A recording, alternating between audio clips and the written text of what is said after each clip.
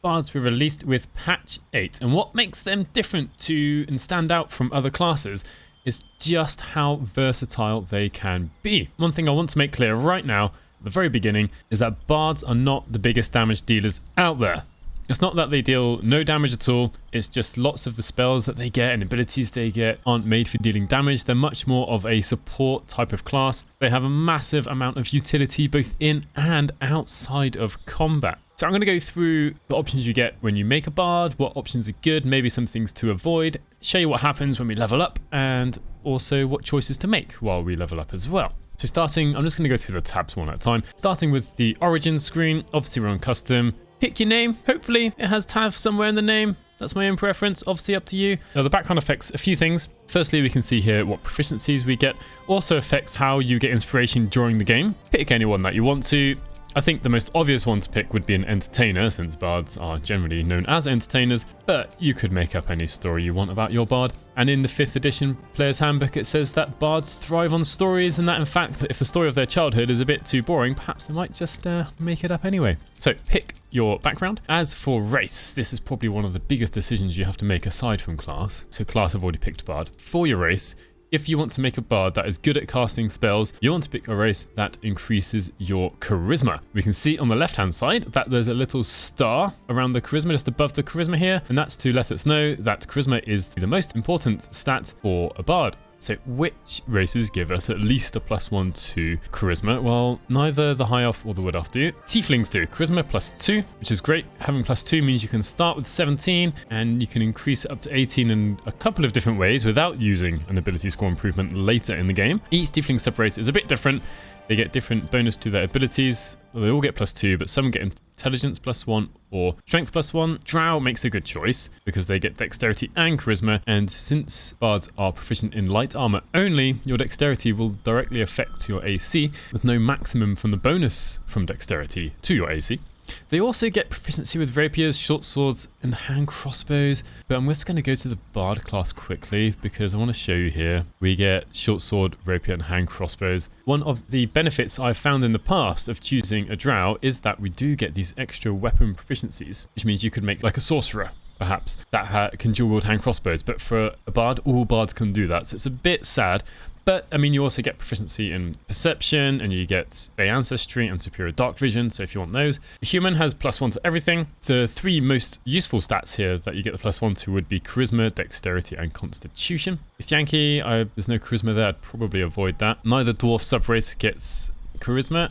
Half-Elves, this is where it's at, really, because you get Charisma +2, and then you can pick 2 more ability improvements for +1 each, and well, Dexterity and Constitution. Dexterity to help improve your armor class and your initiative, and Dexterity saving throws. Constitution directly affects your hit points and also helps you pass concentration checks like a Constitution saving throw, which you might be doing as a bard. And then you get to pick either wood, drow, or high half-elf. If you pick a high half-elf, you can get an extra cantrip. For wood half-elves, you get the extra movement speed and proficiency in stealth, which is nice. And for the drow, you get dancing lights at level 1, and at level 3, you'll get fairy fire. Halflings, the lightfoot halfling here, you get charisma +1, which is nice, and dexterity +2, which is also nice, a bit like the drow. Unfortunately, you're a little bit slower, but you do get proficiency in stealth, as well as lucky and brave. Gnomes, unfortunately, don't get any charisma bonuses, but one thing I do like about gnomes is their gnome cunning. You have advantage on intelligence, wisdom, and charisma saving throws. I'm going to go with a half elf. I'm going to go dexterity and constitution, and then I'm going to go with, it's actually quite hard to choose. I might go with high half elf because bards don't get very many cantrips actually. I'm going to pick friends for this character.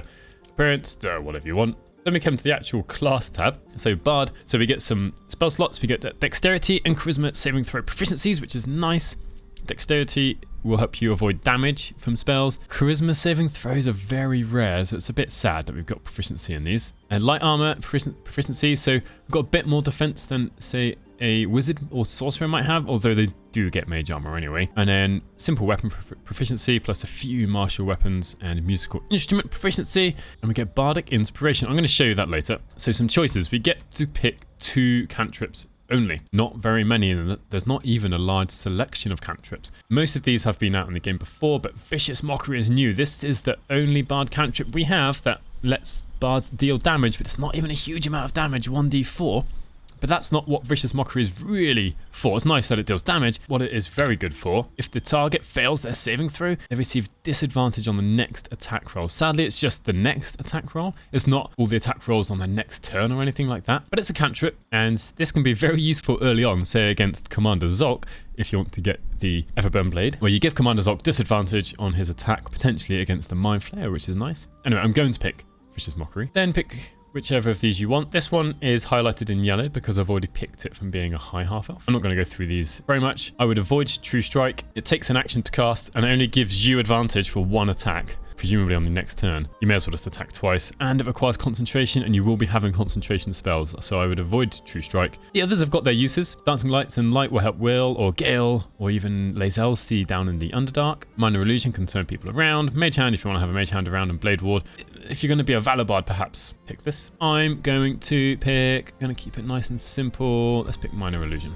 Then we come to spells. Now, bards are much like warlocks and sorcerers and rangers in the fact that once you pick a spell, you can't switch it out. Like, they know that spell. They don't need to prepare spells. At level 1, we get to pick 4 spells. This is not affected by your charisma modifier, such as it might be for something like a wizard in terms of how many spells they can prepare anyway. Most of these were in the game before. There's one new entry here, which is Heroism.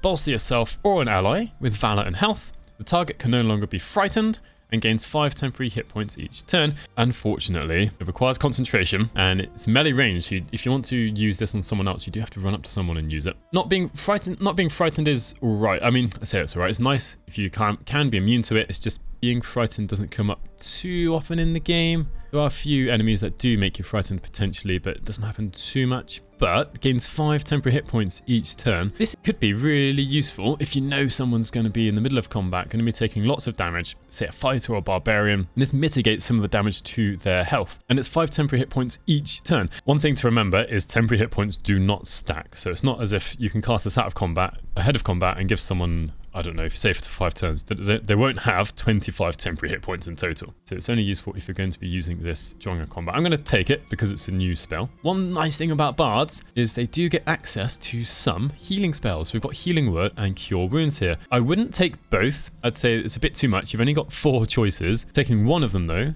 I'd say is a good choice. I always prefer Healing Word because you can cast it at range, and you can always use an action also to throw a healing potion and then use Healing Word afterwards. Then we are left with 2 more slots. And there are loads of good choices here. Very few of these are bad spells. I'd say you can probably do without Speak with Animals, maybe get another class to do that. And failing that, Volo sells Potions of Animal Speaking, plenty of them, so you can buy 5 of them often when you meet them in the Druid Grove anyway. Animal Friendship I would probably avoid, as with Charm Person, especially since I've chosen Friends anyway. But all the rest have their uses. So pick what you want. I would probably pick 1 damaging spell, of which would be either Dissonant Whispers or Thunderwave. You can pick 2 if you want, but like I said at the beginning of the video, bards aren't really made for dealing damage, and you have other options to support the rest of your party, such as Tasha's, Fairy Fire, Sleep, Featherfall, Longstrider. All of these are amazing. Great supportive spells, but I would suggest you have at least 1 damaging spell, otherwise your damage is going to be based off your cantrip or your weapon, and it's good sometimes to have something that deals a bit more damage. And then I'm going to pick, I quite like either Sleep or Fairy Fire as a support thing here. I'm going to go with Sleep for now, because you don't want too many spells that require concentration, because you can only cast 1 of them at a time. But yeah, it's hard to go wrong here. Just avoid picking both healing spells, and personally I would avoid Animal Friendship and Charm Person completely. But otherwise, take your pick. We have 1 starting instrument. Pick whatever you want.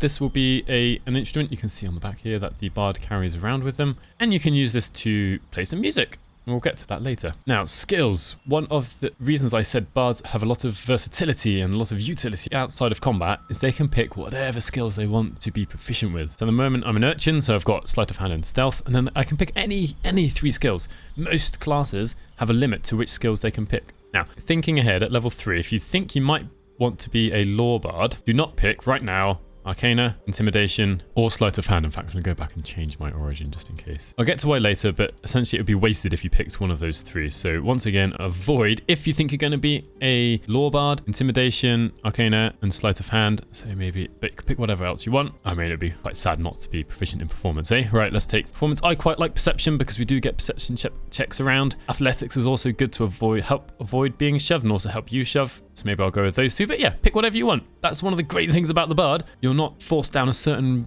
road, certain path. You can do whatever you want with them. Now to the all-important ability scores. You want Charisma, it doesn't have to be at 17, but I would say 16 or 17 if you want to be better at spell casting. At the end of the day, if you want to pick a different race that doesn't have Charisma, obviously go ahead with that. It's not the end of the world if your Bard has a Charisma of 14 or 15. Probably means your ability score improvement will definitely go to being Charisma. But I've made builds in the past where I didn't pick a race that had a bonus to the main stat of my class. I am going to stick Charisma to 16 perhaps. That leaves Dexterity and Constitution at 14. You want these at least at 14 really. If you put your Dexterity too low, your armor class is going to get lower and lower, as will your initiative. And if your constitution is too low, you're going to have fewer and fewer hit points. So these are your defensive stats here, which leaves you with 4. I mean, you could put 2 more stats up to 12, maybe 1 up to 13 and 1 up to 11. I'll probably go 2 up to 12. If you really wanted to, you can make strength even lower or intelligence or wisdom even lower.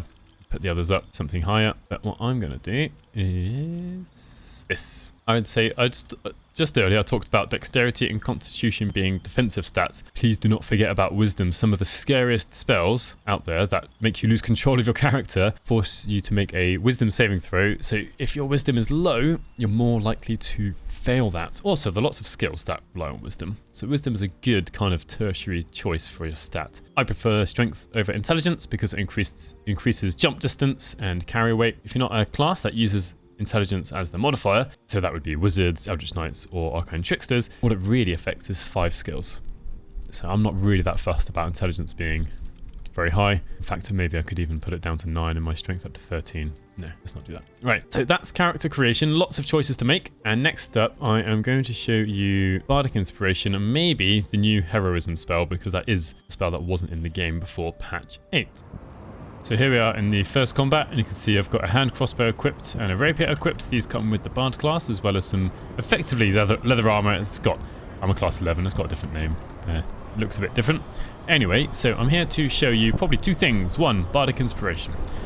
And secondly will be Heroism. We get 3 uses of Bardic Inspiration. This is set at 3 by Larian. In 5th edition, it is actually based on your charisma modifier, but it seems like they've just stuck with a number of 3. So you could use a bonus action and 1 use of Bardic Inspiration, and it has to be an ally, not yourself, right? Can't target self, and it's anyone within 60 feet. So in fact, I could cast it on us if I wanted to. What does it do? They can add a 1d6 bonus to the next attack roll, ability check, or saving throw. And it stays there until the next long rest. So what I can do is cast it on Lae'zel.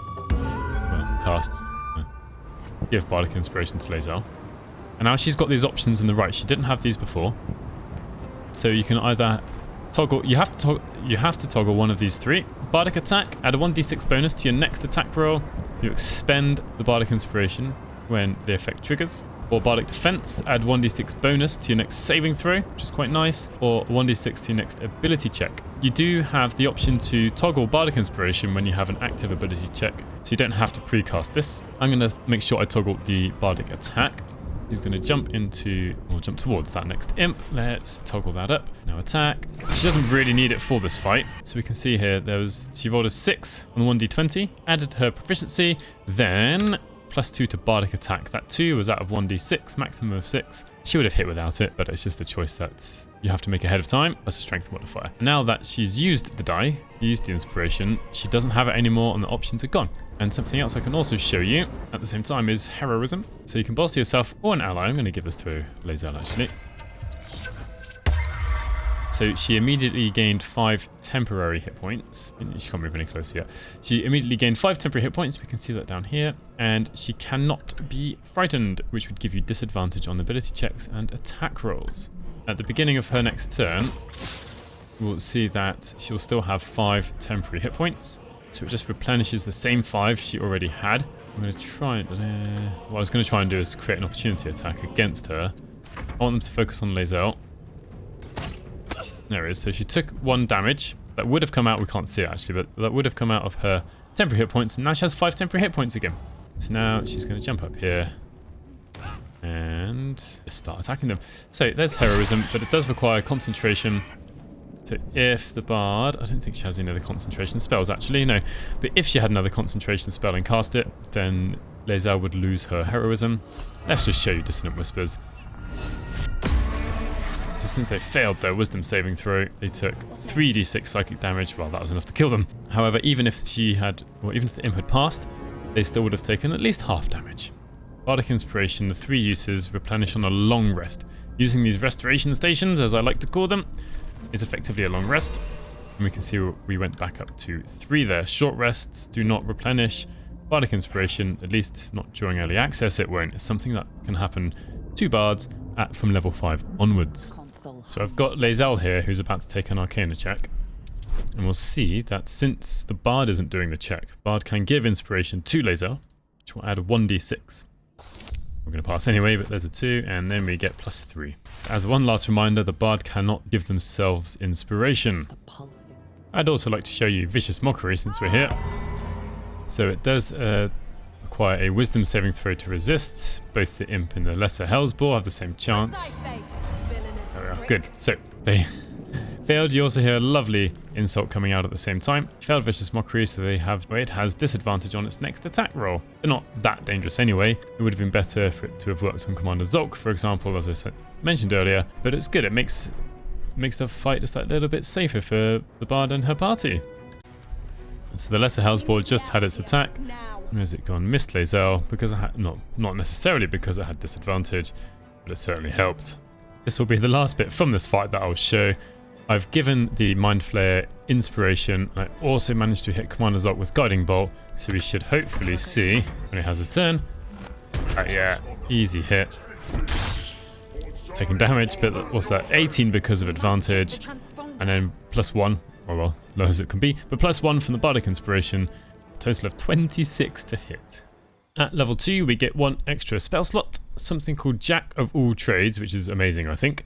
Your vast experiences make you more likely to succeed in any undertaking. Add half of your proficiency bonus, rounded down, to ability checks that you are not proficient in. What this means in early access, up until and including level 4, you get +1 to any ability check that we're not proficient in. Once we get to level 5, our proficiency bonus goes up to 3, but however, that still means that if we halve 3, that's 1.5, but we have to round down, we still only get +1. It's not until later levels that we actually get our proficiency bonus at +4, which would be level 9, quite a ways away. But once we get there, we've got +2 to ability checks at a minimum. But bear in mind, this only applies to skills that we are not proficient in.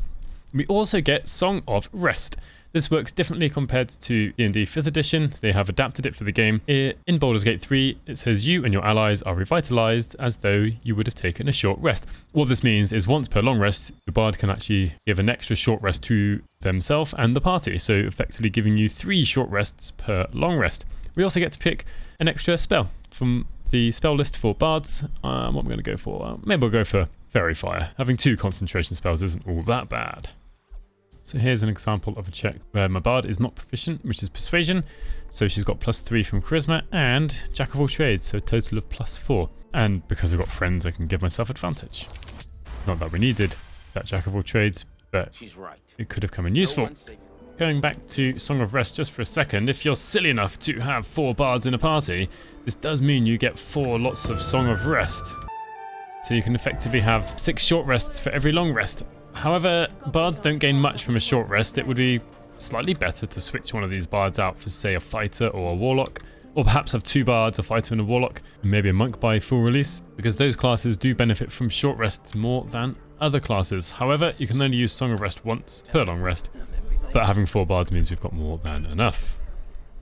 There's a lot to unpack at level 3. Not only do we get some level 2 spells and some level 2 spell slots, we also get some expertise, and we get to choose our subclass, and we get to pick a new spell and maybe replace a spell. So let's go through these in the order they come down in this list. So your proficiency bonus is doubled for any ability check that uses either of your chosen proficiencies. So this is expertise. This lists the skills I'm currently proficient in, and I can pick 2 of them, any ones I want, and their proficiency bonus gets doubled. So from +2 at the moment to +4. So if you look on the left, it says expertise. Insight it would now be +5 and performance would now be +7. So pick whichever ones you want. I will go for perception, and since I don't have a star in this party, maybe I'll go for sleight of hand. Then we get our subclass choice. So earlier, during character creation, I said to avoid some skills to choose to be proficient in. And that's because if you want to be the College of Law, you are given proficiency in Sleight of Hand, Arcana, and Intimidation. This is a bit different, and actually quite a lot different to 5th edition, because in 5th edition, if a bard chooses the College of Law, they get to choose any 3 skills that they want to be proficient in, but Larian, in their wisdom, if we could call it that, have decided just to always give bards proficiency in Sleight of Hand, Arcana, and Intimidation. It seems a bit random. I really don't see why they don't give us a choice. And I'm not a programmer whatsoever, but you know, they've given us a choice up here. It shouldn't be too much of a hassle to add in the list of remaining proficiencies down below, but I don't know. And if you are starting the game for the first time with a bard and you didn't know this, you would just have 2 lots of proficiency in the same skill, which doesn't stack. It doesn't give you expertise. You just have proficiency in those 3.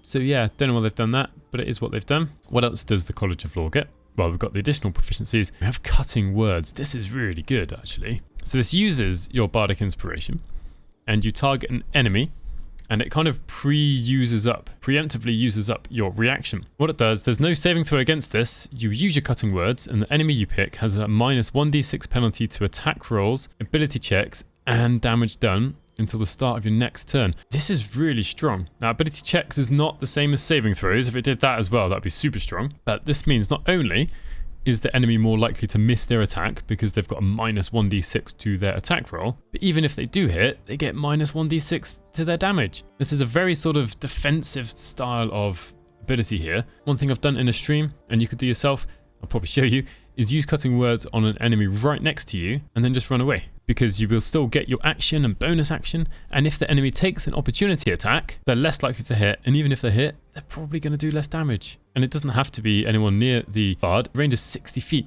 so you can use this to help one of your party members as well. That's quite strong. Unfortunately, that's all that the College of Law will get during early access. Where they do become stronger would be level 6, where they get to learn any 2 spells whatsoever, as long as they're level 1, 2, or 3 spells from any class list.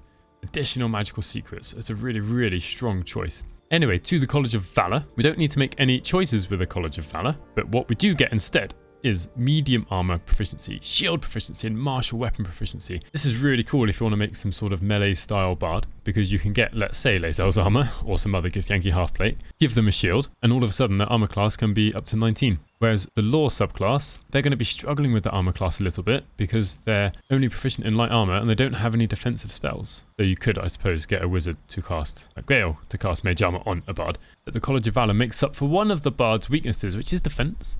You get more defenses, or maybe you just want to take some medium armor, like Githyanki half-plate, get an armor class of 17 and start wielding a 2-handed weapon if you want. Or maybe at level 4 you want to dual wield some rapiers. So this gives you a lot more options for what you can do with your bard. You don't just have to be a ranged sort of character. You don't have to be a pure caster. You can be something like a Gish. And we also get combat inspiration, which is given to an ally.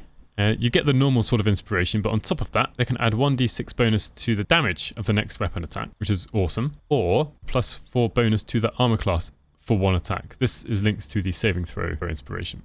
Both the choices are good. The Law gets you this cutting words and extra proficiencies, although they are specific proficiencies, which is a bit annoying. And the College of Valor helps you increase the armor class of your bard, gives you access to all weapons, and gives you an extra buff to your inspiration. Also at level 3, we get to choose a new spell. There are 2 new spells for Baldur's Gate 3 here, being Phantasmal Force and Calm Emotions. Bards also get access to the following level 2 spells. Heat Metal, it's pretty cool. Obviously uses concentration though. Enhanced Ability fits very well for a bard. Blindness, Silence, Visibility, Shatter, so we got a bit of damage there. Odd Person, Crown of Madness. Cloud of Daggers is good, although enemies are starting to walk out of it now. They didn't do that before patch 8. And even Lesser Restoration, if you really wanted to, although we can have a necklace for Lesser Restoration. Bards can do a bit of things that wizards and sorcerers can do. They can do a little bit of things that clerics can do. This is kind of why they're so versatile. So if you don't want Shadowheart in your party, but you still want someone who can perhaps heal, you can pick a bard. If you want someone who can do a bit of damage, you can pick a bard. If you want someone who can control the battlefield, you can pick a bard. If you want someone who gets a higher armor class and can run up into the face of enemies, you can pick a bard. This is the thing about bards, they can do almost everything, and they get the same spell progression as wizards and sorcerers and clerics, a full spellcaster. Right, what am I going to pick? Well, I'm going to pick the 2 new spells. I say 2 because what we can do at every level is replace an old spell. So I'm going to take out Sleep and put in Calm Emotions. What do these 2 spells do? Actually, I should show you that here. It's a Phantasmal Force, 1d6 psychic damage. They have to make an intelligence saving throw, which is quite a rare saving throw to target, and does mean that things that are more like animals and beasts, they're much more likely to fail this saving throw. So if they fail their saving throw, it takes 1d6 psychic damage, and each time it takes damage from another source, the damage of Phantasmal Force changes to that damage type. It's kind of a cool sounding spell, but at the end of the day, it's a little bit disappointing because I haven't really shown you it yet in use, but it's disappointing because it's kind of only 1d6 damage, and that could change the damage also when they're hit. Whereas something like Hex or Hunter's Mark do 1d6 damage per turn, although that is dependent on being hit. If you could use this on a creature that has a very low intelligence and high number of hit points, maybe the Bullet, that can help you do this constant damage, and then you can do extra damage on your turn, or Fairy Fire. Well, I can't use Fairy Fire with this because it's concentration, but do some damage, give out inspiration. All the while you've got damage going on in the background, but yeah, this damage is a bit low. Not going to take it though. And then Calm Emotions, suppress strong emotions in an area 60 foot radius by the looks of it, making all humanoids immune to being charmed or frightened. This is the sort of spell I would like to have not on a bard, because this might not come up too often. There are only a few enemies that cause you to be frightened or charmed. In fact, very few of them, if any of them, use charmed. Being frightened, yeah, it's quite rare. This should be available for the cleric as well, but from what I've read, I haven't actually checked it out yet. I'll check out Shadowheart in a second, I suppose. They don't have Calm Emotions in their spell list, even though it is also a cleric spell. So I think outside of making this video, I'll probably be avoiding Calm Emotions because Bards have a very limited number of spells that they can learn. For now, I'm going to pick the College of Valor, but I will be switching to some other Bards that I have made to show you the College of Law and Valor. So very quickly, I'm in Shadowheart spell list, and there is no Calm Emotions option here for level 2 spells. So here's the Valor Bard. Here is Combat Inspiration. I can see Aradin is going next. I do have Gale and Shadowheart, but they're not going to make weapon attacks. So I'm going to give him Combat Inspiration since he is an ally. I'm hoping he'll use that wisely. I've got no way to choose that for him. That is just going to be down to the AI. And just for the sake of it, let's use Phantasmal Force. We can see the Warg there, 70% chance to work. The others, just a quick look around. Where's the Bugbear? Oh, I've got an invisible Bugbear. The Bugbear at 65% chance. I'd say, let's just go for the Warg. So we'll see how much damage it takes. Unfortunately, the Bard is out in the open. So let's see what Aradin does. So he hit, and he used it for the attack roll. Invisible Bugbear again. I think next time we'll try and use it on Lae'zel. She'll get into a better position, so we can see her hopefully use it with the damage roll as well. I forgot to show it, but the Warg did take 3 psychic damage at the beginning of its turn, and this was partially poor positioning on my part, but also the fact it's just concentration. Taylor Fast got hit, the Bard got hit, and she lost concentration. Where's it gone? There we are. Taylor Fast lost concentration on Warg. So that's the level 2 spell slot used for 3 damage. Not really worth it. So back to the Bard. I'm going to give Combat Inspiration to Lae'zel this time so I can control when she uses it. She's at the very end of the turn order though, so I don't know how much chance she'll get to use it. And let's use Phantasmal Force one more time. Hopefully it works. It doesn't work. Okay, so it's Lae'zel's turn. She has Valiant Attack, Valiant Defense. So this mixes together the saving throw bonus, or potential bonus, from Inspiration, and also the +4 armor class for 1 attack. We've also got Valiant Damage this time, adds an additional 1d6 damage to your next weapon attack, and Valiant Roll, just like before, we have a 1d6 bonus to the next ability checks. So we've got the Invisible Bugbear, 90% chance to hit. So what I'm going to do, it's pretty good. Let's turn on Valiant Damage, and then just to kind of add up all this damage together, we're going to use Trip Attack. Just going to try this. Yeah, there we are.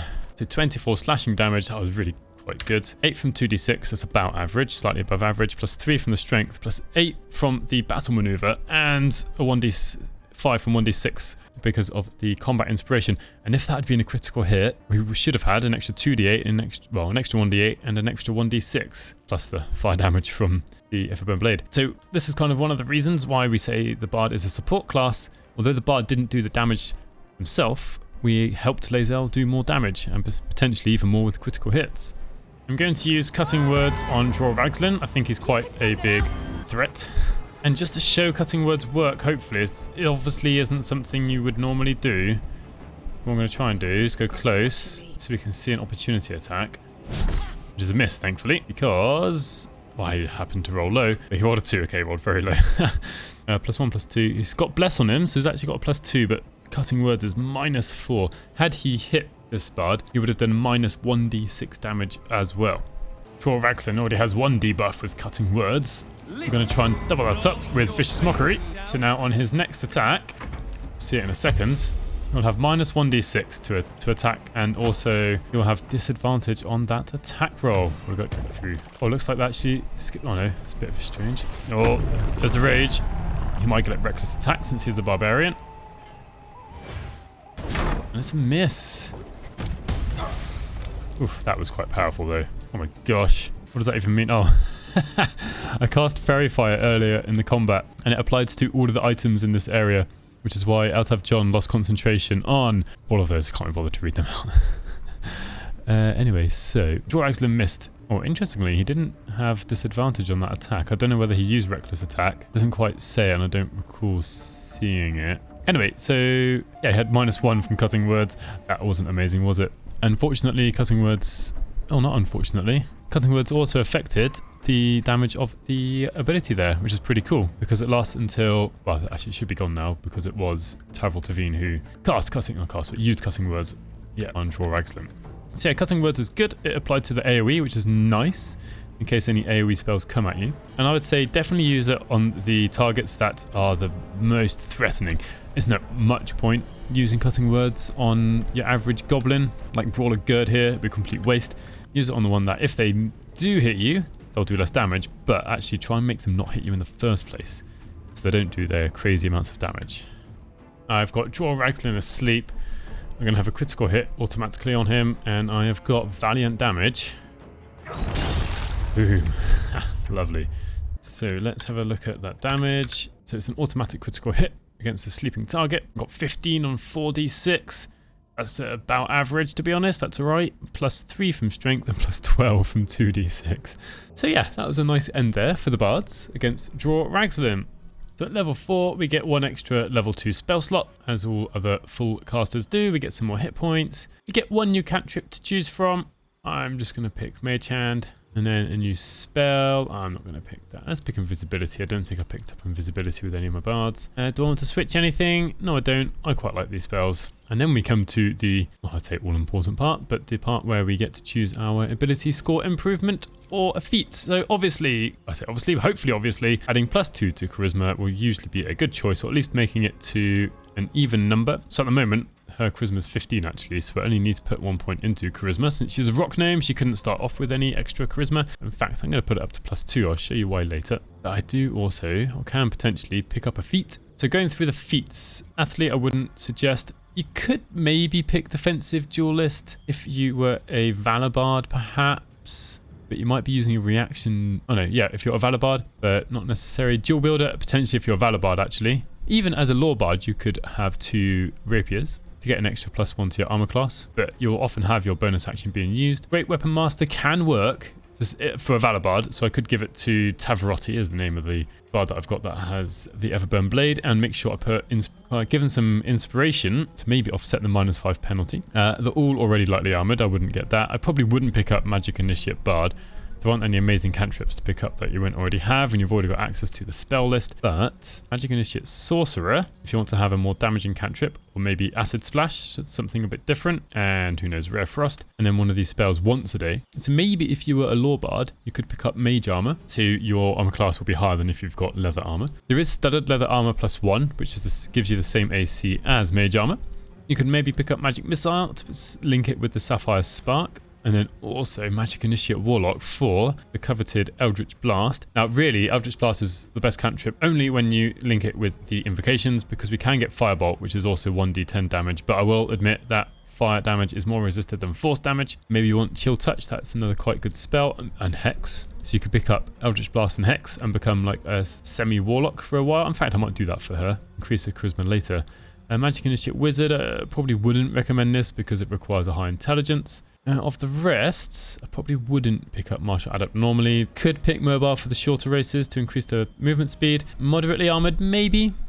Especially if you had either Strength or Dexterity on an odd score, so you can make it even, because you will get Shield and Medium Armor proficiency, but obviously being a Valor Bard, you get that anyway. So if you were a Valor Bard, maybe you could pick up Heavily Armored, but there aren't any very amazing Heavy Armors in the game currently, or there's one that's okay, but it's right at the end. Former, I would not pick this for a Bard, because you already have musical instrument proficiency. Shield Master can't really use that because we're not proficient with shields. Skilled, maybe as a Lore Bard, you pick up 3 more skills, start filling out, ticking off all of the skills. And Tough and Weapon Master. Tough's always going to be okay. It's a bit of a boring choice, as it were, but it's a solid choice. Weapon Master, maybe if the Dexterity or Strength was odd, I might pick this up. But since we pretty much have proficiency in all the finesse weapons anyway, so you can just stick with Dexterity. You don't really need to pick up proficiency in weapons that require strength. I said I'd pick up the Initiate Warlock, but I'm going to do that with maybe one of the other bards. I'm going to increase her charisma up to 17. So just for the sake of variety, for Eltav John, I have taken Magic Initiate Sorcerer, or I'm about to. He's taken Blade Ward as his cantrip from the Bard, and then Light since he's a halfling, so we can cast Light on his weapon, and Shock and Grasp since he can be up close and personal, being a Valor Bard, and then just give him Chromatic Orb, something with a bit more potential to do damage from range. And before I move on to the other bards and other choices we can make, it used to be in previous patches, I think in patch 6 and before, that if we threw out a Chromatic Orb that we'd learned from Magic Initiate, we could then throw out another variant of it, but yeah, we can't do that now. So it is just a once per long rest thing when you pick up any spells from a feat. As of patch 8 and a couple of hot fixes later, we are now able to get the Hag's Hair again. So I've got the Hag, Auntie Ethel, down to very low hit points. When I end my turn, we have a little dialogue coming up. You can just say, keep the girl, I'll take the power, and you get the Hag's Hair, and the Hag takes Myrina. But if you want to save Myrina, you can try one of these lower ones. So I'm just going to try Intimidation, and I'm going to give myself advantage because this is a very difficult check. I have got some Inspiration here. I didn't have anyone with Guidance. I forgot to pick up the Guidance necklace with these people. Oh, look at that. Perfect.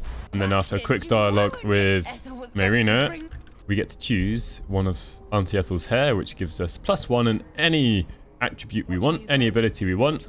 We're going to go for Charisma. And then I'm going to give this to, I could give it to either Tavril Tavine or Borislav Stavov. I'm going to give it to Borislav because getting Charisma up to 20 is really cool. It's the highest we can go without the use of any magical items anyway. So there we are. If I look now, he has a Charisma of 20. And if we go to skills, we can see all his Charisma skills are +5. If I'd given him expertise in either Intimidation or Performance, I could have gotten these up to +9, which is crazy. Obviously, this could work for any class that isn't just for the Bard, but it works now in patch 8. It wasn't working in patch 7. And there is one other way to increase your Charisma score, which I'm going to go look at now. Before I go, I wonder if you all appreciate Tavril Tavine's new haircut. I'm not sure I do. The other way to increase your Charisma is specifically for Charisma, and we can get it quite early from the Druid Grove. I've switched back to Taylor Fast, and she's just gotten to the Druid Grove. We can see that I haven't really explored it. I've come straight down here, and what you can do is pickpocket Volo and take his Ersatz Eye.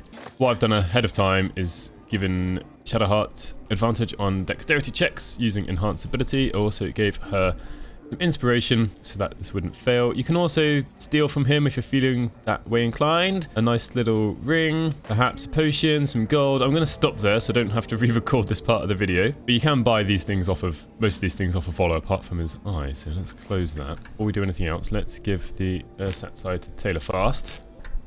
And so we can see in her inventory we have Volo's Ersatz Eye, and her Charisma is 16. I didn't make it an odd number, but when we use it, her Charisma goes up to 17, which is nice. But then, let's get Shadowheart out of the way. Run.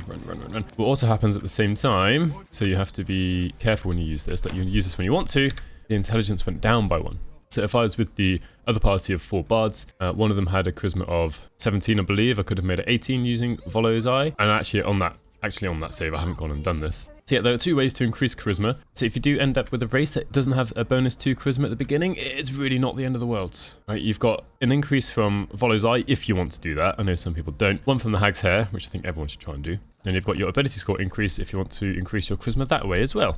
Just realised I might have said Taylor Fast, not Tavla Fast earlier. Oops. I am back with the 4 bards, and this time I want to show you Stagefright, their Tadpole power. So what it does is you get an area of effect, and if they fail their saving throw, one of them does, they get Stagefright. As we can see here, Stagefright, they are overwhelmed with a fear of failure, they have disadvantage on attack rolls, and each time they miss, they take 2d6 psychic damage at the same time. This is removed upon succeeding an attack roll, so what you really want to try and do is put someone with a high armor class up close. In fact, what I'm going to do is kind of waste all my uses to try and get this guy to fail. There we are. And then at the same time, because we've got a Law Bard, or 2 of them around, I'm going to use Cutting Words, and also to try and make sure this works. No, not Cutting Words. I want to give Inspiration to... Oh, no, I need Combat Inspiration for Tavarotti, never mind. Or for Eltav John even, but he is the Valor Bard, or one of them. So I'm desperately hoping for is when I move away, he misses. There we are. Oh, it says Red Cap took no damage. I'm not sure why. I don't know if they're immune to this for some reason. But he had disadvantage and -2 from Cutting Words, which meant he was quite likely to miss. I have to say, I'm not sure why he took no damage though. I might have to try this on some other enemies just to see if it's actually working properly or not. I'm going to give Eltav John some Combat Inspiration in the hope... I don't know if I can change this on Tavarotti's turn. In the hope that if this guy does come along, he will miss again and maybe we'll see if he takes some damage. Oh, there we are. I don't know why it didn't work before. Maybe it's because it was an attack of opportunity. I'll wait until it's my turn.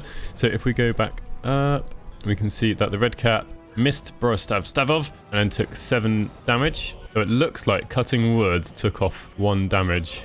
So it rolled 8 on 2d6 and then -1 from Cutting Words, which is a bit sad. I don't think that's really how Cutting Words are supposed to work. There we are. But then the Red Cap was hit and then lost condition. It's a bit strange that it says lost condition before it actually hit Boroslav. Thankfully, because of Cutting Words, it did 6 less damage, which is really cool. Although he is in a bit of trouble. As well as Cutting Words, we can try and use Bane, which works nicely. So he's got -1d4 to his attack rolls, and hopefully this doesn't take damage off the Stagefright ability. So miss.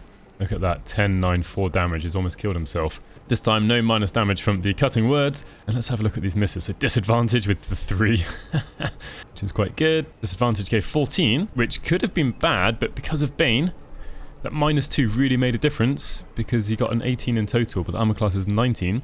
Something else I also did, I didn't show you, because I wasn't recording, I threw a potion of haste at Tavarotti here, so his armor class went up by 2, which is why he's hastened down here. And then they rolled an 8. With disadvantage. There's no way they were reaching 19 with that. So yeah, link together Stagefright with either Bane or maybe Cutting Words, but yeah, they will not take full damage if you use Cutting Words. And it was really good because this guy, this Red Cap, had 3 attacks, multi-attack, because of Bloodlust, but because he missed all 3, he actually hurt himself quite a lot. I quite like Stagefright, as long as you've got someone who's taking damage or taking attacks, who has a high armor class. Also, it is an AoE, so you could use this on a whole bunch of goblins, for example. Goblins aren't as good at hitting things as Red Caps are, because the Red Cap strength is quite high. Should have done this one first. Oh well. The last thing I want to show you and talk about is the playing a musical instrument ability that the bards have, and anyone who is proficient with an instrument actually. So Bards starts with an instrument, you get to choose it as I showed you earlier. I did pick up 1 extra instrument, being this hand drum. I found it on the beach quite a long time ago, which is why I've got a spare violin here. I've got them with 4 different instruments. I've gone to turn-based mode just to make sure no one runs away. And you've got this perform action here, and then pick a song. I'm going to go with this one, The Power. Let's get going. I'm going to go through all of them, the power, and the power. Okay, it didn't quite work for all of them, not sure why. Keep going. Oh, I know why it didn't work. It's because I moved the cursor. There we are. And so it performs, it attracts people from all around. And actually, if I just pause it for an actual second, we can see that Donnie tossed a coin. Used toss a coin. We succeeded on a performance check. Apparently it's quite easy, it's only an 8 to succeed. Donnie's summoned gold. Where's Donnie gone? Can't see him actually. Anyway, there he is. So we're just going to go back to normal mode, not turn-based. Not everyone seems like they're enchanted. I guess the rest of these people are too busy training. And you can see that they are just watching for a while. And actually, this is another way to distract people. It isn't just for performance and maybe getting a coin or 2. If you want to have someone that you want to pickpocket, for example, or move out the way, you can use this. You don't have to have all 4 bards playing together either. What I'm going to do is I'm going to go down into the center of the Druid Grove and do it again and see how many people are attracted to us. So let's have a look at my gold. It's 1,843. I'm going to perform just here with the hope to attract these 3. Well, I don't know if the bear will come. These 3 at the bottom, these 2 tieflings and those 2 tieflings, and see if we can bring them together rather than being all upset at each other. This time we're going to do a bard dance. Oh, and immediately they start coming. Well played, encore, we're doing well. Oh, performance failed. Performance successful. So what we've done is we have attracted everyone from around there. The bear doesn't seem like he's walking up. Oh, toss a coin. And there's a gold on the floor. You've been warned. Hopefully that isn't going to go badly for us. But it seems like each bard got to do a performance check once. Out of John failed. Oh, even though we got 15. Got a different DC for each person doing it. Or whether it depends on who's listening. I'm not actually too sure about that. So let's see if we can stop this. Everyone goes away. There's a single gold on the floor. Yay. 1844, we're so rich. But they're back to fighting.